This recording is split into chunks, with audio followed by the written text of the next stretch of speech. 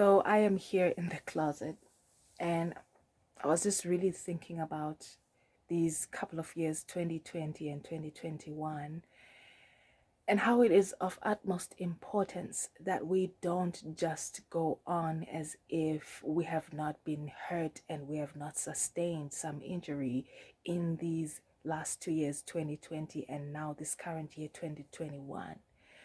Because what that looks like is you are walking somewhere and something sharp gushes into the side of your leg and you're now bleeding profusely and you just continue walking. No, under normal circumstances, what would you do? You would actually stop, clean the sepsis, stop the bleeding, and then bandage that up, make sure that it's not, bleeding profusely and all over the place, all over your leg. And you would also put some kind of antiseptic ointment or antiseptic spray on it to make sure that as it's healing and it's going to keloid, it is doing all of that under a clean environment. Yet, we're putting ourselves in a position where we're just on some ongoing, tirade of proving that we can survive. And these months have been very hard. And we are hurt. We are hurting emotionally, spiritually, physically. We're hurting. We're hurting from what has happened to us. And we cannot go at the pace that we were going at before this occurred. And we need to really be dedicated to convalescence and what convalescence requires. And convalescence requires that you stop and take time to heal, and the required time to heal. Because when you don't, that's when dysfunction, that's when toxicity as a norm and dysfunction as a norm seeps in. Because you are used to, oh, my arm is sliced open and I'm just used to going on and then bleeding all over the place, walking into shops, bleeding all over their merchandise, all over their floor, all over their door handle, all over their door. I'm used to doing that.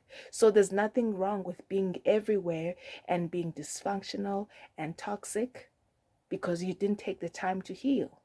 We need to take time to heal. Whenever blows happen to impede our movement, our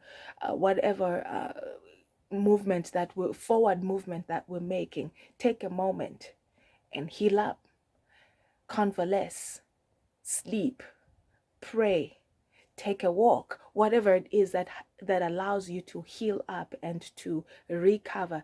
Do that and then go on again. Otherwise, we're going to come to the end of this or to a better place of this, and we will be bleeding in the metaphoric sense. We will be bleeding all over the place. We'll be dysfunctional, we'll be toxic because we've learned to go on in the midst of very difficult things. The best thing you can do in the midst of very difficult things is that you take the time up to heal, because then that's where you gain strength again.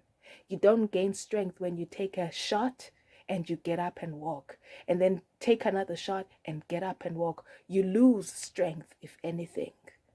The only reason that somebody who's taken a big blow can go on and doesn't die off is because they had to take time in a spiritual or a physical hospital and convalesce and get better and make sure that the sepsis is gone and make sure that the gushing wound is not bleeding profusely and uncontrollably, and make sure that it's sealed up and sewn up and that it's healed to 100% or almost 100%, and that when you touch that spot, it's not tender, it's all fully healed up and the body has recovered, and you could take another blow near that place and you wouldn't fall apart all the way apart because you took the time to heal from what happened prior to that.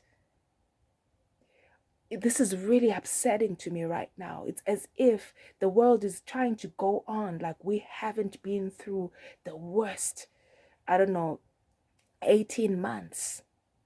We've been through the worst 18 months of our lives in recent years. All around, I see people trying to just, get up and go. It's like, no, you can't get up and go. You're bleeding profusely. And now you're bleeding all over the place with your toxicity and your dysfunction because you're not taking time out to heal. It's important, because this time is also a time where we're being shown these idols that are taking up our time and place and seated in places where they should not be seated. And in that time of convalescence, it's time to think about what to unseat from a place where it should not be seated, as a god, as an idol, as a thing that's as important as you're making it out to be. And calling the shots in the righteous way to make sure that the things that are seated in high places in our lives are the things that actually can hold up, the things that are righteous, the things that are holy, and the things that are eternal, and not the things that are temporary. A job is not permanent. A job is not permanent or infinite. It's temporary. Stop killing yourselves for these jobs. Stop killing yourselves for these studies. If you need to take a break from your studies just for a month or a week or 3 weeks, do so. Do so. It's not your God. Your God doesn't need you to be educated in order to open doors to favor and grace and provision and supply for you. He doesn't need that. Who do we trust? Do we trust ourselves or do we trust God?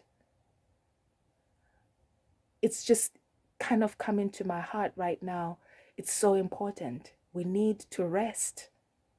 We've gone through difficult things in these past 18 months now, going on 19 months. It's the 1st of August today. Take moments, even if it's 2 weeks, 3 weeks, take a moment and just convalesce and rest.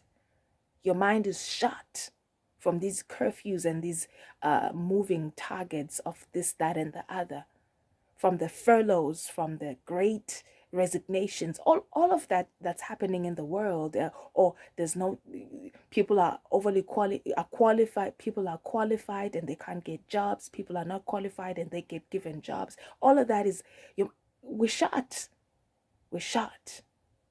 Take a moment and heal, and allow Jesus Christ to pour back into you and fill you up and be your strength while you heal and take a moment. Because when you don't, you go into dysfunction.